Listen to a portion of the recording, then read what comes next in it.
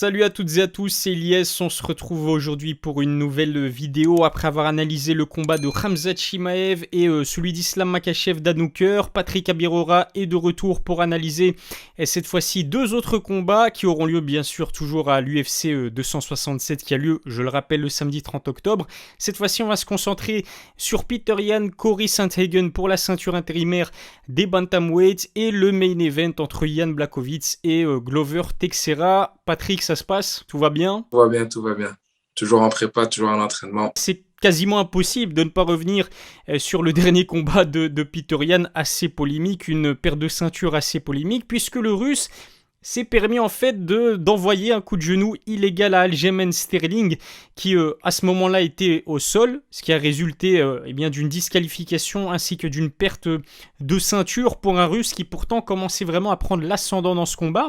Comment c'est possible, Patrick, de faire une telle erreur à ce niveau? Ça peut paraître aberrant, hein. Pour certains, ça peut vraiment paraître extraordinaire. Enfin, il était clairement au sol, même s'il y a des photos où ils disent qu'il y a 1 centimètre qui touche. Enfin, le type, il a plus de 2 appuis au sol. Tu viens pas mettre un genou alors que tu es en train de dominer le fight et c'est un combat pour la ceinture. Et de plus, si on sait qu'en plus, enfin, je pense que c'était Khabib qui l'avait dit que ses coachs russes lui avaient dit de Ouais. mettre le genou parce qu'ils ne connaissaient pas bien les règles. Tu es champion UFC, tu combats pour le titre, à partir d'un moment, il faut connaître les règles. Là, c'est vraiment une grosse erreur et à ce niveau-là, ça se paye cher, quoi. Je pense que c'est dommage parce que personne ne voulait que ça se finisse comme ça. Après, ça reste un combat MMA, on ne sait pas comment ça pouvait se finir. Là, on pouvait avoir une domination de Petr Yan, mais après, ça pouvait vraiment inverser la saveur ou inverser la tendance. Mais voilà, c'est la loi du sport, hein. Celui qui a le plus souffert de cette disqualification, c'est justement Aljamain Sterling. Certains l'accusent d'en avoir fait beaucoup trop sur le coup de genou illégal. Il semblait au début ne pas vouloir trop toucher la ceinture parce qu'il ne la méritait pas. Pourtant, quelques heures après, on l'a vu se prendre en photo avec cette ceinture auprès de sa famille. Et puis le truc aussi, c'est que généralement Aljamain Sterling a dans son coin Matt Serra qui est l'un de ses coachs de toujours. Pour ce combat-là, il a décidé de s'en priver. Puis récemment, bien sûr, il annule son rematch contre Peter Yan en raison d'une grave blessure au niveau du cou. Ce désamour du public pour Aljamain Sterling, est-ce que c'est mérité ou c'est peut-être un peu trop sévère selon toi? Non, c'est logique parce que ça fait beaucoup. Il y a, d'une part, il arrête le combat parce qu'il est pour blessure. Mais après, on voit qu'il a un sparring lourd d'entraînement. Donc, tu as une blessure à la nuque, tu fais pas de sparring, c'est un peu logique. Tu as d'autres combattants sur la même carte. On savait qu'ils avaient arrêté pour blessure comme Khamzat Chimaev. Et on voit vraiment que le type, il est limite à arrêter sa carrière. Donc, c'est deux poids, deux mesures. C'est pas le fait qu'il s'est blessé, c'est le fait que vraiment, il joue un peu. Surtout qu'il sait comment ça s'est fini son dernier combat. Il Mmh. sait que tout le monde a et tu fais ça. C'est un peu se foutre, on va dire, de la tête de tout le monde. Tu vois. Donc là, c'est normal que le public a vraiment la rage. Et de même, je serais Petrian, franchement, je serais hors de moi. Je vois le type, il m'accepte pas mon rematch. Enfin, il l'accepte. Puis après, 2 minutes après, 2 semaines après, 3 semaines après, il me dit qu'il est blessé. Puis je le vois en sparring. Je vais dire, ah ouais, en fait, tu veux vraiment pas me laisser cette ceinture et tu sais comment tu l'as prise. Donc, c'est un deux poids, deux mesures. Surtout que, ouais, comme tu as dit avant, il disait, oui, moi, je veux pas trop Mmh. célébrer, etc. On va faire la fête. Voilà, ça reste compliqué. Après, voilà, chacun a ses valeurs, chacun a ses principes. Malgré sa grosse erreur, c'est vrai que presque tout le monde voit encore aujourd'hui Peter Yan comme étant le champion légitime de la catégorie des bantamweights. Si on va dire, se fie uniquement à ses qualités, qu'on met sa grosse erreur de côté, c'est difficile de dire le contraire. Peter Yan est effectivement le meilleur bantamweight à l'heure actuelle. Après, voilà, il va encore affronter Cory Sandhagen. Donc, moi, pour moi, ça reste du MMA. Donc, j'aime pas parler avant que le combat se passe parce qu'imaginons, on dit oui, c'est le meilleur, nana, invincible, et puis boum, il se fait mettre KO sur un genou sauté de Sandhagen. Voilà. Mais clairement, c'est clair que la tendance avait totalement changé dans le combat. Il était en train de vraiment dominer comme il a l'habitude de venir en pression. Après, si on regarde sur les faits, et rien que les faits, à l'heure actuelle, Aljamain Sterling est le champion. Euh, Petr Yan est en train de dominer le combat. Il a mis un genou quand il était au sol. C'est une erreur à ce niveau-là, ça se paye cher et tu ne dois pas faire une erreur comme ça. Et surtout quand tu sais que tu domines le combat, pourquoi aller prendre un risque comme ça? Pourquoi aller se mettre dans une position telle? Donc voilà, c'est clair qu'il paye vraiment très cher son erreur, mais ça reste une erreur et au niveau, voilà, ça se paye directement. Et puis on ne sait pas comment le combat aurait fini. Voilà, on peut dire que oui, il est en train de dominer très clairement, mais imaginons Aljamain Sterling le touche comme il faisait au premier round, il bougeait partout, il envoyait vraiment beaucoup de frappes, etc. Il avait fait un très gros premier round. Ouais. Donc voilà, MMA, on ne peut pas parler de ce qui ne s'est pas passé. On peut juste voir les faits pour l'instant. Et pour l'instant, il n'est plus champion, malgré qu'il est champion dans les cœurs des fans. En tout cas, avec la blessure d'Aljamain Sterling, c'est Cory Sandhagen qui en profite. En affrontant Peter Yan pour la ceinture intérimaire des bantamweight, on peut dire que l'Américain en fait affronté tous les meilleurs de sa catégorie. TJ Dillashaw, Aljamain Sterling aussi, et Frankie Edgar qui l'a éteint vraiment de manière spectaculaire. Au niveau du style, Cory, c'est pas du tout comme Aljamain Sterling. On risque donc d'avoir un combat entre deux purs et deux excellents strikers. Ça risque d'être debout pour la majorité du combat. Ouais, clairement, ça va être un très, très gros combat debout, surtout que leurs deux styles en striking est totalement différent. On a d'un côté quelqu'un qui a vraiment, on va dire, de l'Union soviétique avec une grosse carrière en amateur en boxe anglaise, un style en pression, j'avance beaucoup, j'envoie des chiffres, j'envoie des droites et je continue à avancer et c'est une pression qui évolue par combat. En fait, la plupart des gens commencent avec une grosse pression et puis diminuent au fur et à mesure avec les rounds, alors que justement, Petrian, il fait l'inverse. Il augmente au fur et à mesure des rounds, très, très dur à faire et c'est souvent là qu'il casse en fait les adversaires. Les adversaires se cassent, en fait, ils n'ont pas le coffre assez pour supporter ça. Mais d'un autre côté, on a Hassan Dagen qui justement, en fait, c'est un combattant qui n'a pas de problème à être mis sous pression. Parce qu'il bouge partout et il commence le combat, il envoie des petites touches. Il n'envoie pas des frappes pour vraiment t'éteindre. Là, c'est vraiment très, très léger parce il veut vraiment prendre le temps de lire le jeu de l'adversaire. C'est vraiment la différence avec Sandhagen. Moi, je trouve qu'il est vraiment très, très fort dans sa lecture de jeu, d'envoyer des feintes, des déplacements, etc. C'est vraiment deux styles totalement différents. Et là, je pense que ça va être vraiment entre celui qui impose son style, mais je vois plus une grosse guerre. Un qui envoie quelque chose, l'autre qui répond directement. Donc ça va vraiment être un gros plaisir pour les yeux des fans. Alors après avoir étalé la légende, comme je le disais, Frankie Edgar sur un flying knee tout simplement splendide, Cory Sandhagen a affronté en fait son ancien sparring partner, TJ Dillashaw. Il a perdu ce combat sur décision. C'était aussi polémique parce que de nombreuses personnes voyaient justement que Cory Sandhagen en avait fait assez pour remporter ce combat. Qu'est-ce que t'en penses? Décision légitime ou pas du tout? En fait, ce combat, il est compliqué parce que, en tout cas, pour ma part, je trouve que c'est 50-50. Il y a deux rounds qui vont à l'un, deux rounds qui vont à l'autre, et puis on a un round qui est, voilà, on peut donner à l'un comme à l'autre, et donc c'est toujours compliqué dans ce genre de fight, surtout que Sandhagen, il n'a pas un style où il domine vraiment, c'est plutôt volatile, et puis il te surprend un moment avec des coups vraiment assez fanfaronneux, c'est vraiment spectaculaire ce qu'il fait. Mais le problème, c'est que d'un côté, il peut finir un fight. C'est extraordinaire comment il finit. Genre, avec Frankie Edgar, c'était incroyable. Un genou sauté, boum. Il finit le fight d'une manière incroyable. Mais d'un autre côté, des fois, tu as envie de te dire, est-ce qu'il a dominé ou pas? Parce qu'il a beaucoup bougé, en fait. Mais finalement, est-ce qu'il a beaucoup frappé? Non.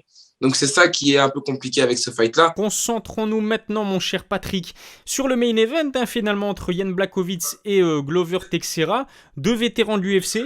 Ouais, c'est ça, il y a tellement de spectacles qu'on oublie presque le main event, c'est incroyable.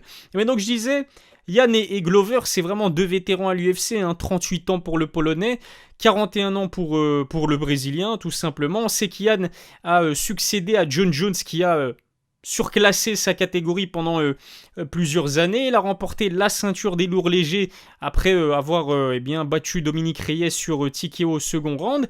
Est-ce que Jan Blachowicz, c'est selon toi le champion qu'il fallait à la catégorie, surtout pour prendre la succession de John Jones? Dit comme ça peut paraître, on va souvent se dire non. Juste après John Jones, c'est très, très dur de. Enfin, voilà. C'est comme quand Khabib est parti, en fait. C'est vraiment un king qui part. Et puis, on a l'impression que c'est un peu les restes de la catégorie que Khabib a déjà gagné ou que John Jones a déjà battu, qui se battent un peu entre eux pour la. Mais pour moi, je trouve que Jan Blachowicz, il faut le respecter. Il a fait sa place. Le type, il est arrivé, il est monté dans la catégorie durement. Il a dû faire sa place très, très durement. Il a battu adversaire par adversaire. Et il a un fight IQ incroyable. Il a des déplacements, des bons déplacements, un très bon timing sur le takedown.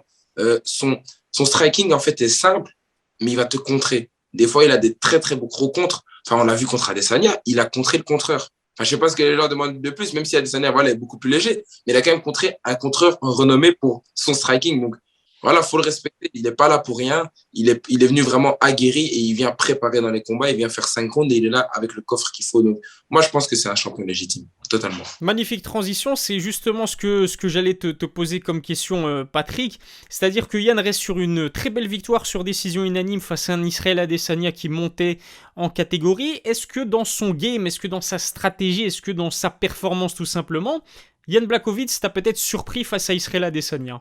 Surpris, oui. Franchement, moi, j'étais là à Adesanya, je me suis dit, en fait, on était tous hypés, en fait, par ce fight, en se disant, champion, c'est fait. Et là, on voit Yann Blakovic qui arrive, préparé. Hein. En fait, il a un très, très, très bon point. Ça, il faut le souligner. Parce qu'ils sont arrivés avec un game plan vraiment incroyable. Le fait d'attendre, vraiment, quitte à laisser Adesanya rentrer en premier, alors qu'il a l'habitude Adesanya de mettre des feintes et justement venir contrer. Et là, il est obligé Adesanya à attaquer en premier et il le contrait. Et puis le timing sur les takedowns. Adesanya a affronté des gros lutteurs, a affronté des gros gabarits.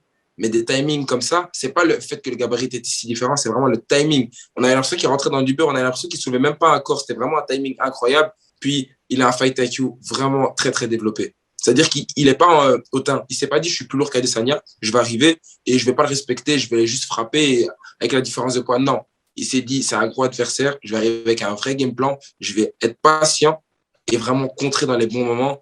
Et voilà, franchement, il mérite amplement sa victoire. Et c'est vraiment, moi, j'étais vraiment très, très choqué. Et c'est là que je me suis vraiment intéressé à ce combattant. Ce qui est surcoté aussi, c'est son adversaire, Glover Teixeira, mais attention quand même au Brésilien qui a affronté les meilleurs de sa catégorie, qui détient le record de victoires sur KO et de soumission dans l'histoire de sa catégorie à l'UFC, 12 finishes au total dans l'organisation. Comme Yann, il reste aussi sur 5 victoires consécutives. C'est finalement le duel des sous-cotés, mais Yann comme Glover ont les qualités nécessaires pour eux aussi nous offrir du spectacle. En fait, c'est clair que la catégorie maintenant des light heavyweight, je pense que dans le roster UFC, c'est celle qui a le moins, on va dire, le moins de profondeur. Comparé à la catégorie lightweight où c'est rempli, catégorie welterweight où c'est rempli, même bantamweight sur la même carte, c'est incroyable. Les nouveaux prospects qu'il y a, voilà, les light heavyweight, on voit qu'ils essaient un peu de recycler les athlètes et d'essayer de les remettre dedans. Mais oui, Glover Teixeira, ça reste quand même un adversaire dangereux. Il a une grosse expérience, il a 41 ans, comme tu l'as dit. Il est sur 5 victoires consécutives, donc il n'est pas là parce qu'il a juste eu un title shot comme ça. Non, il a été le chercher. Et puis c'est un adversaire qui sait changer la vapeur d'un combat. On l'a bien vu dans un de ses derniers combats, ou si ce n'est pas le dernier. Il se fait mettre knockdown et 2 minutes après, on voit le type, il a rien à quelque chose. Black belt, plus que confirmé, plus que confirmé. Très, très bon sol, très dangereux. Debout, il sait se faire connecter, il peut se faire connecter, mais il reste simple. Il est vraiment simple et efficace. C'est-à-dire qu'il ne va pas commencer à être dans du... Il ne va pas aller chercher, ça ne va pas être Cory Sandhagen où il va chercher des genoux sautés, mais dans sa simplicité, le seul problème, c'est qu'il est facilement lisible. Donc, son jeu est facilement lisible pour son adversaire. C'est juste le seul défaut que je dirais pour Glover Teixeira, je pense. Son dernier combat, j'étais en train de chercher en même temps. Effectivement, son dernier combat, je pense qu'il se faisait dominer par Thiago Santos. Ensuite, comme tu as dit, il a réussi à trouver les ressources nécessaires pour aller le surprendre et à laisser imposer. C'est incroyable. C'est l'heure de passer au pronostic. On commence avec Petr Yan Cory Sandhagen. Comment tu vois le combat se dérouler? Petr Yan Sandhagen, franchement, là, c'est une question difficile parce que moi, je vois plus à 50-50. Allez, pour vraiment dire quelqu'un, je vois Petr Yan comme... Ça ne m'étonnerait pas qu'il gagne ce combat. Ça ne m'étonnerait pas.